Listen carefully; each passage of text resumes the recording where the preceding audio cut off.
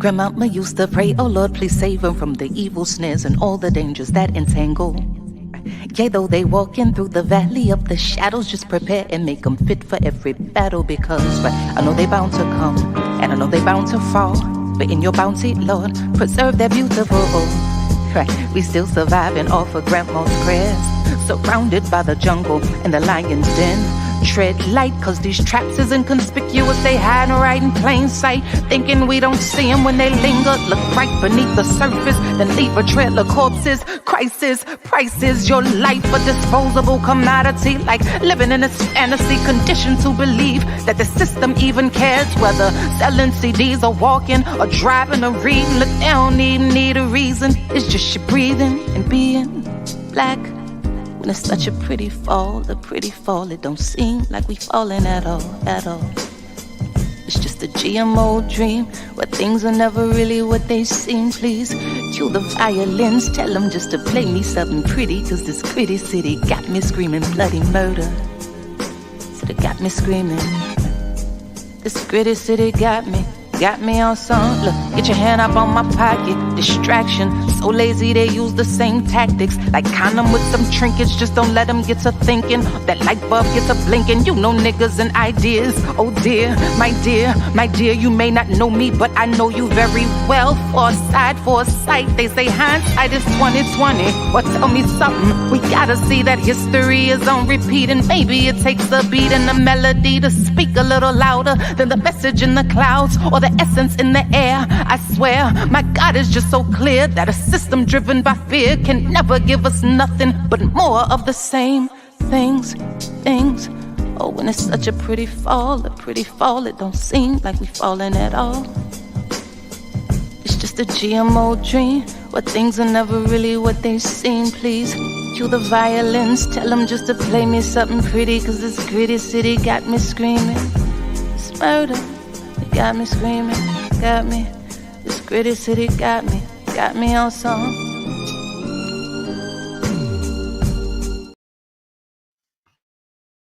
Happy good people, it's been a while. This is RSTV.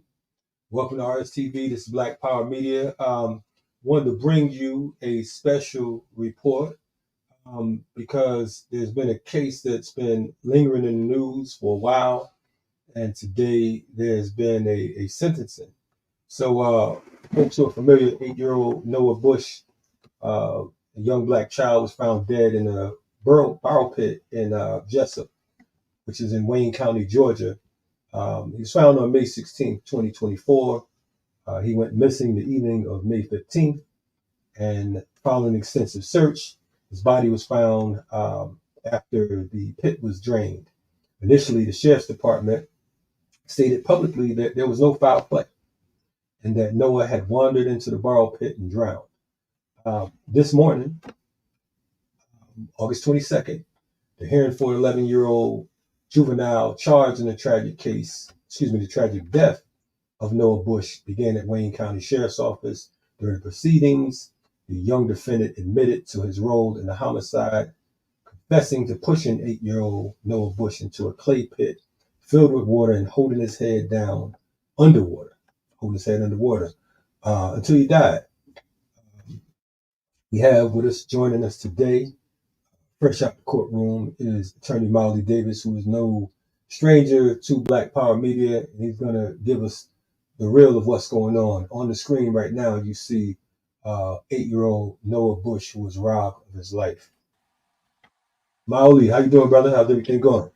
I'm good, brother. I'm good as we can be after coming out of a very emotional hearing where this 11-year-old admitted to being involved in the death of young Noah Bush. So very emotional, very difficult for his mother, Demetrius Bush, their whole family. It was hard on us because we've been walking with this family. They've been crying out for help, trying to get to the bottom of this. And we are now 98 days since he went missing, that they have finally have some sense of responsibility and accountability. But it's ongoing. Right on, right on. For folks who are unaware, because we have a beautiful international audience, and unfortunately, stories like this get tossed around, and we already know in Georgia things like this happen daily, and we're grateful for folks like you and your um, law partners who pretty much keep folks in the loop. Um, Give us some background because I know a lot of folks aren't familiar with Noah Bush. Uh, but if you don't mind, tell us what happened with this particular situation and where it stands now. Where does it stand? So, Noah, they live in Jessup, Georgia. It's Wayne County. It's in the same judicial circuit where Ahmaud Arbery was killed, which is Glenn County, Brunswick. So it's about 45 minutes from Brunswick. And Noah was lived there with his mother and stepdad and his family, a young child who he had played with for the last 2 years, invited him outside to go and play. The mother thought he was going over to the young man's home. Keep in mind, Noah is 8 years old. He's an African American. The 10-year-old and 11-year-old are both white. She had never met the 11-year-old, had no idea about this 11-year-old even being in the picture until later on. And what ends up happening is he goes missing on May 15th. And when he didn't come home, after it started getting dark, she went back to the child who he left with to their home and said, where is Noah? And so the mother and child said that he didn't come back with them. He went another way or something. And just really kind of made up a story about where Noah went. And so it didn't sit right with the mother. She called the police. The police began searching, and then community members began to put together a search party. And the sick part of this, the very, very sick part of this, is that a part of that search committee was the 11-year-old and that 11-year-old stepfather.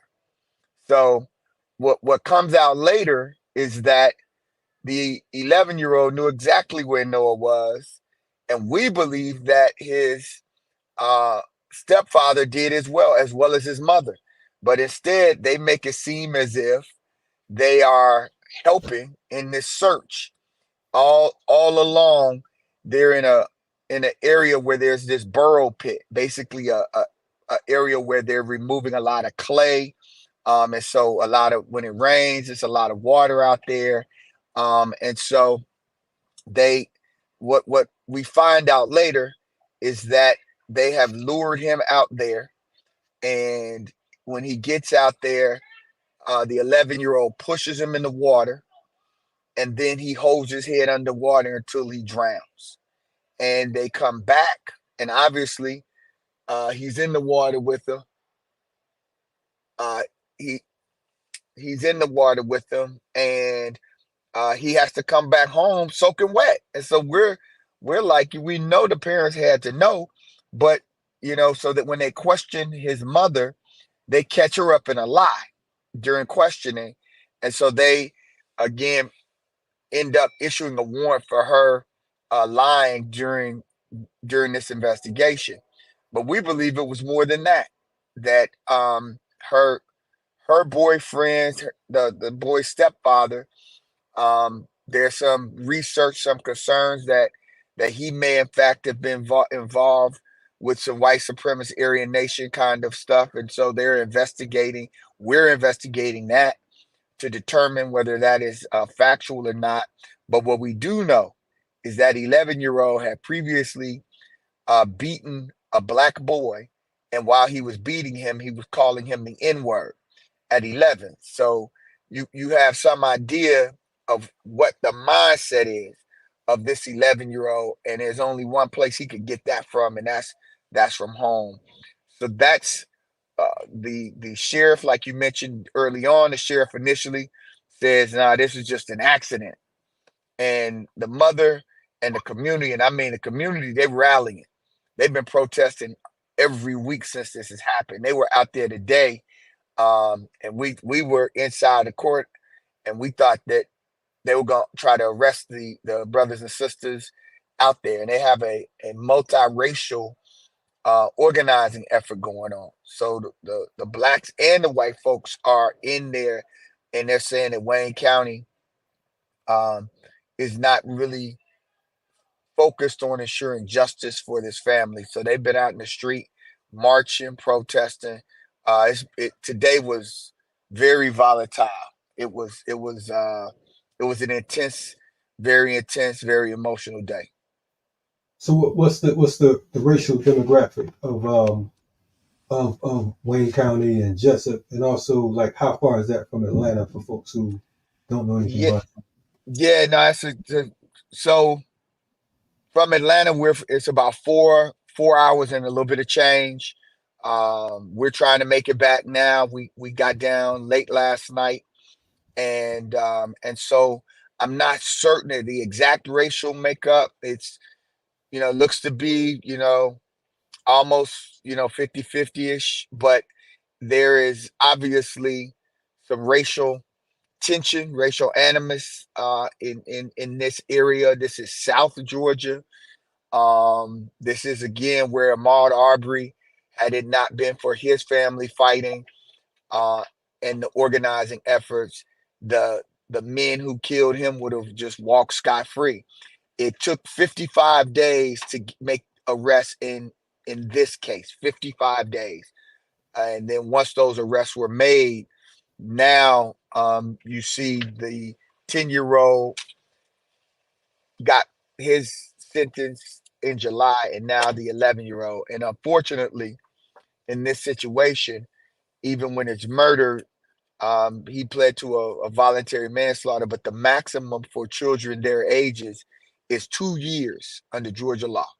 That's it. It's just 2 years. So that has everyone very outraged in the area as well. And you're saying 11-year-old, he already has a history of racial violence at 11, Exactly. and he gets 2 years. So he's like, this is like a badge of honor, really. I would very much keep an eye on both of them, but on him in particular, I would very much keep an eye on him. His mother could not appear in person because she's in jail for lying in the case, so she had to appear by video. I mean, it's been very tense. Um, This is you the know, mother here. yes, yeah. Natalie Hardison is in jail as we speak. And That's correct. she looks like she loved black folks. Um, this mugshot here. So you're telling us, so that we can get it clear. You're saying that an 8-year-old boy is murdered, basically drowned, head held down in this clay pit, um, and it takes 55 days for an arrest. 55 days. We're talking about 5 days short of 2 months. What was Almost the two. Yeah? What was the holdup? They were short of police. I mean, what was going on? They didn't have any cells. Hey, listen, that's why the people stayed in the street, because they wanted to paint this as an accident to begin with. And so the people, I just have to take my hat off to the people on the ground in Jessup and Wayne County. So they were supported by organizers both from Brunswick as well as Atlanta, the Southern Center for Human Rights. They were very supportive of helping do organizing training efforts. But ultimately, it's the people on the ground that make the movement. And they were on the ground organizing. They continue to organize. Um, I mean, it got hectic today. I thought that that some of the protesters and the sheriffs might come to blows because they weren't backing down. They were not backing down. We could hear them in the courtroom, and so there was a threat of delaying the proceedings because of the ruckus outside.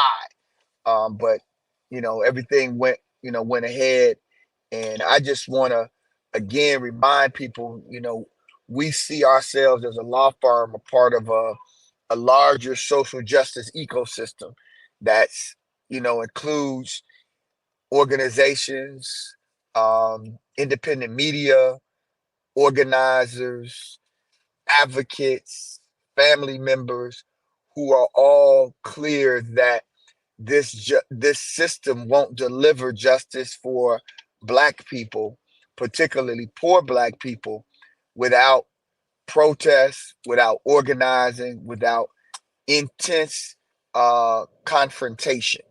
And so I just want to continue to lift that up and not for a minute let anybody think that this is just about lawyering. This is about a people's movement that has to continue across the country, where people know that if they're not engaged and if they're not paying attention, this would not have happened, at least in terms of even taking these children who did this into custody or prosecuting their parents. So there's still work to be done, because the rest of the parents need to be prosecuted, and we believe they should be investigated as a hate crime in terms of what their role was in politicizing this 10 and 11-year-old to feel like Noah's Black life wasn't worth anything. So we are pushing for that, and that.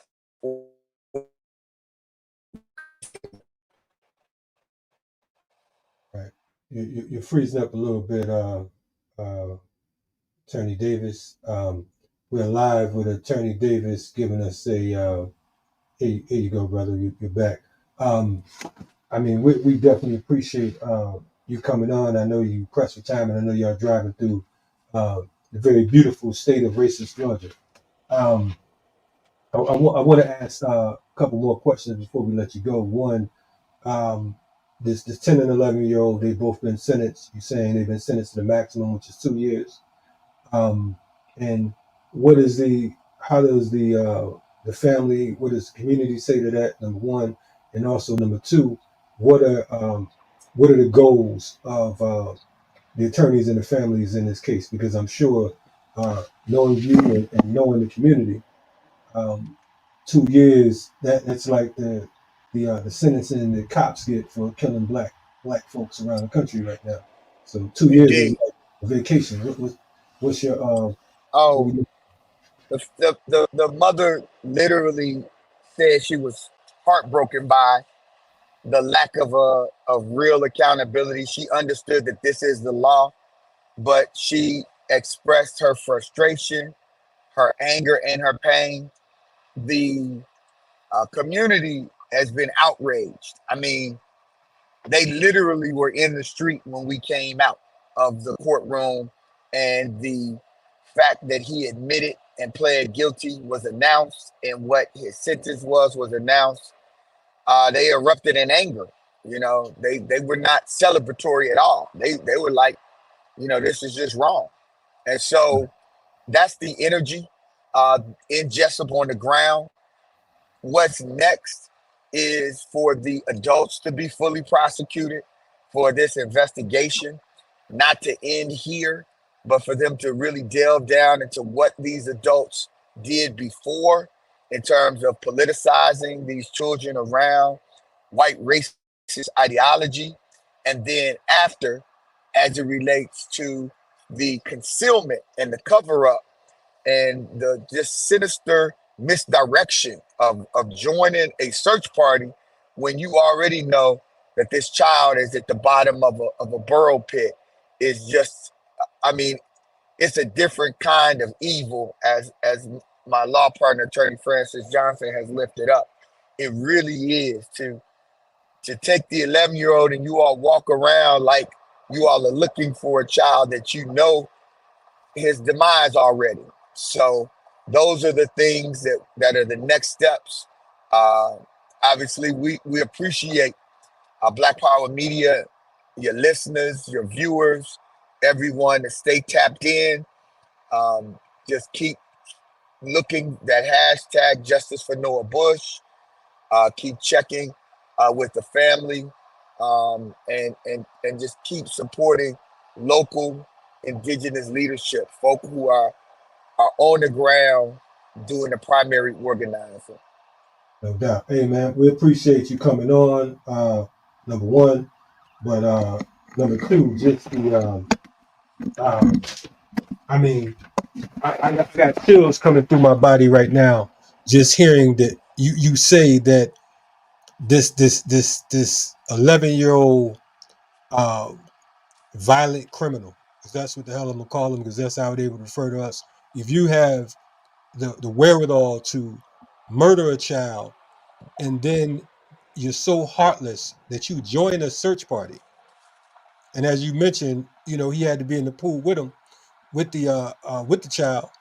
So the father had to know, or the stepfather had to know, like, you didn't just come home wet. I mean, you know what I'm Right. saying? And nothing's happening. And you're joining a search party like it's all cool, like everything's hunky dory. That's a strange kind of individual, but we know that that's the nature of white folks. You know what I mean? And you don't have to say it, but I'm gonna say it. And that you know, we will continue to fight. We will continue to held up young Noah, this 8-year-old child whose life was totally robbed. I mean, Yeah. I mean, it's disgusting in so many ways. But again, we appreciate you and your partners and your family for continuing to fight for justice, and let us know how we can assist in whatever manner, be it organizing, or be it uh, man, just putting the word out as a whole, man. Again, No man, we doubt. appreciate you, Mr. Breast. No doubt. No, We no doubt, appreciate you. Appreciate you. Peace and blessings. Straight ahead. no doubt. Straight ahead. You're checking out RSTV on Black Power Media. That was attorney Maoli Davis giving us the rundown on Noah Bush, the 8-year-old child who was murdered and hidden, by these by a 10-year-old and 11-year-old white boys right here in a very racist state of Georgia. We say stay tuned to Black Power Media for updates. Again, it's RSTV. Make sure you like, subscribe, and all that good stuff. We appreciate you all continue to support our efforts, and we'll see you in the whirlwind. RSTV, Black Power Media.